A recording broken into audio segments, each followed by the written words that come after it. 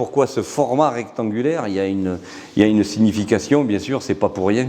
C'est la catastrophe de Beaune sur l'autoroute A6 le 31 juillet 82. La CAF met en place des bus pour amener des tas d'enfants en vacances, voilà, des enfants de régions, d'endroits défavorisés, de banlieues défavorisées.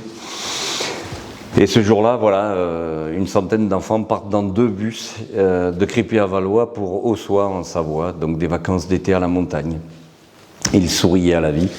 Malheureusement, au kilomètre 313 sur l'autoroute A6, il se met à pleuvoir. Les bus étaient partis le soir, donc ils roulaient de nuit. Il est 1h40 du matin quand 2 véhicules doublent le deuxième bus qui se suivaient, qui faisait touche-touche, hein, qui étaient un derrière l'autre.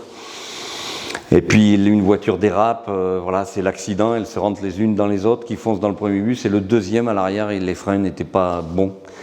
Percute la voiture devant lui, qui percute l'autre, qui percute le bus, etc. Et tout s'embrasse, tout prend feu. 46 enfants perdront la vie, brûlés vifs, ainsi que 7 adultes. Voilà, ça c'est la catastrophe en elle-même. Mais c'est ce qui a suivi qui est encore pire. C'est la CAF qui envoie une lettre recommandée à toutes les familles des victimes qui venaient de perdre leur enfant le jour de l'enterrement. Les enfants ont été enterrés à Crépy-en-Valois le mardi après-midi, et le mardi matin, cette lettre recommandée arrive chez les familles en leur disant « Vous n'avez plus d'enfants à charge, on vous coupe les allocations familiales ». Et la deuxième catastrophe, c'est les experts. Un expert a écrit noir sur blanc, c'était tous des gosses d'un niveau social assez bas, on ne va pas s'acharner sur les expertises, ils auraient tous fini délinquants ou en prison. La pierre tombale qui a enterré ces 46 enfants est une grande pierre tombale rectangulaire à Crépy-en-Valois recouverte de fleurs. Voilà pourquoi autant de couleurs pour tous ces enfants disparus.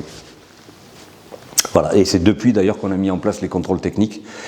Voilà, plus jamais 2 bus se suivront. Vous verrez jamais 2 bus avec des enfants qui se touchent l'un derrière l'autre. Il y en a un qui part, un quart d'heure après c'est l'autre qui part. Et jamais vous verrez 2 bus côte à côte comme ça.